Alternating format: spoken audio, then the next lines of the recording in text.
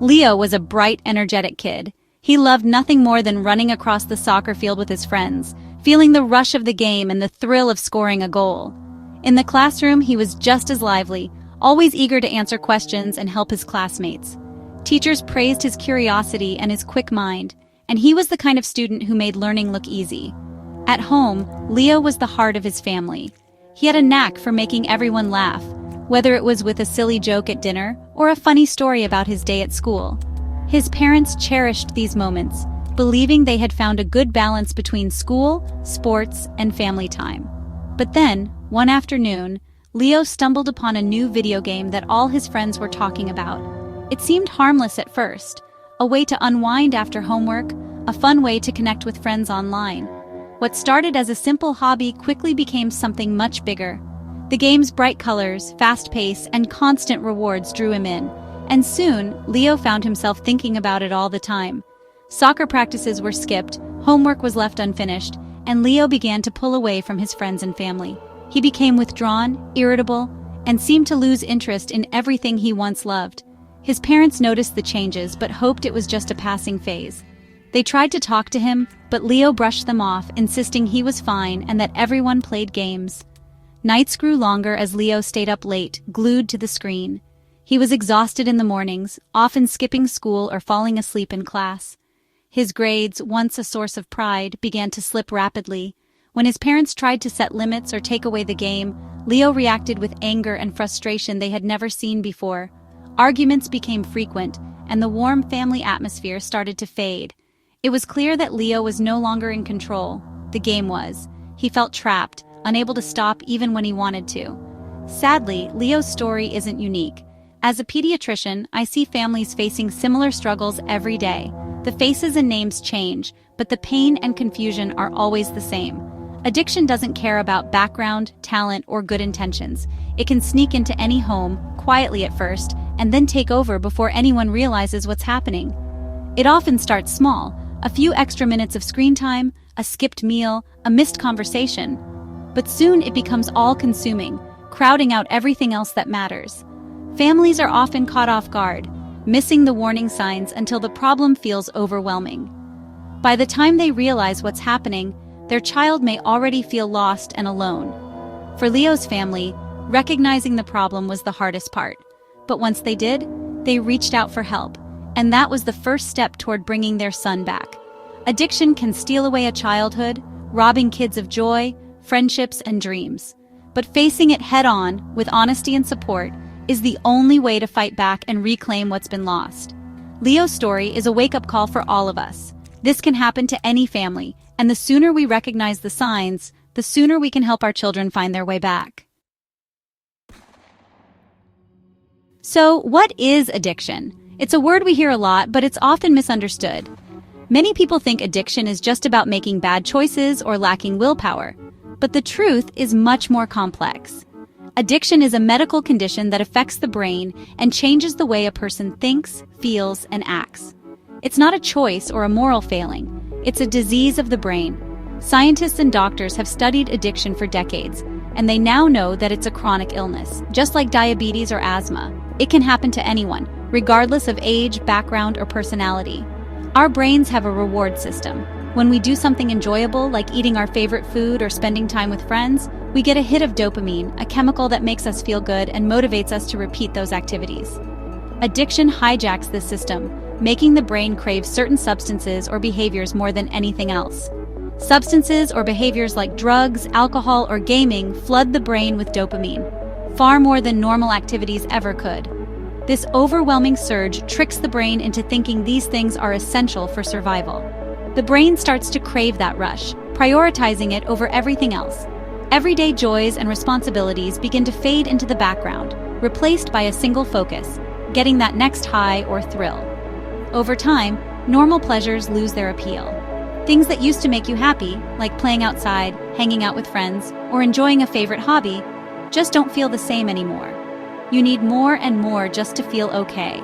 This is called tolerance.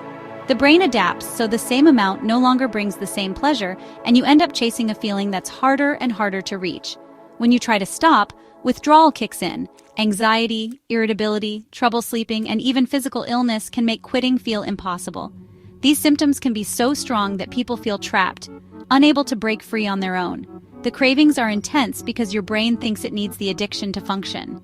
It's like your mind is sending out emergency signals, demanding what it's become used to. At this point, you're no longer in control, the addiction is. It can feel like you're watching yourself from the outside, unable to change what's happening. It's not about wanting to use, it's about feeling like you have to. The urge can be overwhelming, and it's not something you can simply snap out of. Addiction changes your brain, making it nearly impossible to quit without help. That's why support from family, friends, and professionals is so important. It's a powerful disease that takes away your power to choose. But with understanding, compassion, and the right treatment, recovery is possible. Understanding this is the first step to fighting it. No one is immune. Addiction can affect anyone, no matter how strong or smart they are. That's why we need to talk about it openly without shame or judgment. The more we learn and share, the better we can support each other and find hope together. Addiction isn't just about illegal drugs or alcohol. Kids today face addiction in many forms, some hiding in plain sight. Substance addictions include alcohol, marijuana, vaping, and misusing prescription pills. Behavioral addictions are just as real: gaming, social media, even junk food. These can lead to anxiety, depression, and health problems. The key sign is loss of control and negative consequences. Addiction can look like endless hours online or constant need for approval. We must recognize all these forms and take them seriously. Addiction can quietly invade every part of a child's life, often before anyone realizes what's happening. It doesn't just affect one area. It seeps into their bodies, minds, relationships, and dreams for the future. Physically, substances like alcohol, nicotine, and drugs can do real harm to growing bodies. Alcohol can disrupt brain development, making it harder for kids to learn and remember. Vaping and smoking damage delicate lungs, making it tough to breathe and play. Even prescription drugs, when misused, can be dangerous or even deadly. Sometimes the consequences are sudden and severe. Emergencies that send families rushing to the hospital, or tragedies that change lives forever. But addiction isn't just about substances. Even too much gaming or social media can rob kids of sleep, lead to poor eating habits, and cause headaches or stomach aches. Over time, these habits can create serious health problems and make it hard for kids to focus or feel good about themselves. Mentally, addiction fuels anxiety, depression, and mood swings. Kids who once laughed easily may lose their natural happiness, feeling isolated and alone even in a crowd. They may struggle to ask for help, feeling ashamed or afraid of being judged, and sometimes they don't even know how to put their pain into words. School is often the first place where problems show up. Grades start to slip, homework piles up, and kids lose interest in learning. Their dreams for the future can start to fade as opportunities slip away. Activities that once brought joy, sports, music, art, or just playing with friends, no longer seem fun. Kids may withdraw, turning away from the things and people they used to love. Relationships suffer as kids lie, argue, or push away those who care most. Trust is broken, and families feel the strain. Home can become a battleground of conflict and mistrust. Parents worry, siblings feel left out, and everyone feels the tension. Addiction isolates kids, making them feel like no one understands. In the end, many kids are left alone with their struggle, feeling hopeless and unseen. It's not just the child who suffers. The whole family feels the pain. The earlier we notice the signs and step in to help, the better the chance for recovery and healing. Support from adults, teachers, and friends can make all the difference.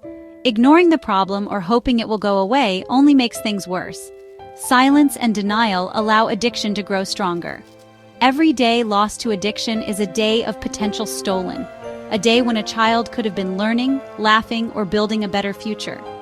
We have to act with urgency and compassion, reaching out before it's too late. Every child deserves a chance to heal, grow, and rediscover hope. Why are kids and teens more vulnerable to addiction? It's all about brain development. The prefrontal cortex, the part that controls decision-making and impulse, is still under construction until about age 25. Teens are wired for risk and excitement, but their brakes aren't fully developed. This makes it easy for addiction to take hold. The adolescent brain learns quickly, so addictive patterns form fast and stick hard. Brain plasticity is high, which is great for learning, but also means addiction can cause lasting damage. Addiction can disrupt memory, learning, and emotional control for years to come. It's not about willpower, it's about brain chemistry.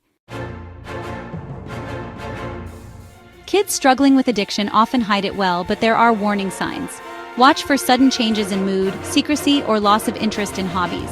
Physical signs include tiredness, changes in sleep or eating, and neglect of appearance. Unexplained weight changes or finding paraphernalia are red flags.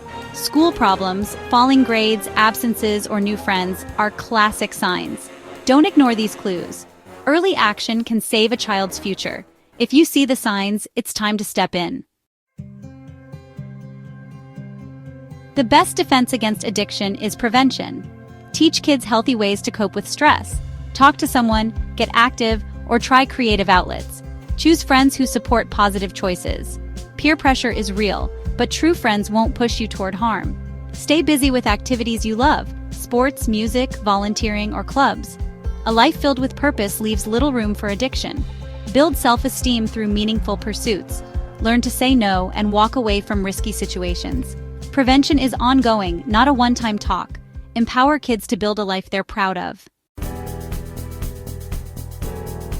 If you suspect a child is struggling, don't stand by. Take action. Parents, set clear rules, have honest conversations, and model healthy behavior. Create a safe space for your child to talk without fear of judgment. Teachers, watch for changes in students, know the warning signs, and act quickly. Supportive classrooms and open communication can make a huge difference. Friends, if you're worried, talk to your friend and encourage them to seek help. If they won't, tell a trusted adult. It's about saving a life, not getting someone in trouble. No one can do this alone. It takes teamwork. Seek professional help. Doctors, therapists, and specialists are essential. Don't let fear or pride stop you from reaching out. Admitting you need help is a sign of strength. Working together gives kids the best chance at recovery. Every adult and friend can be part of the solution. Your support could change or save a life. Addiction is serious, but it's not the end. There is always hope. I've seen families come in broken and leave with a plan and renewed hope. Recovery is possible, but it takes courage and hard work. If you're struggling, you're not a bad person. You're fighting a tough disease. You're not alone. People care and want to help. The bravest thing you can do is ask for help. Families, don't give up. Your love and support are powerful. This is the time for action, not blame. Recovery is a marathon, not a sprint. There will be ups and downs. Every step forward is a victory. Let's talk openly about addiction and celebrate recovery. Help is out there and a brighter future is possible. Let's get to work. One child, one family at a time.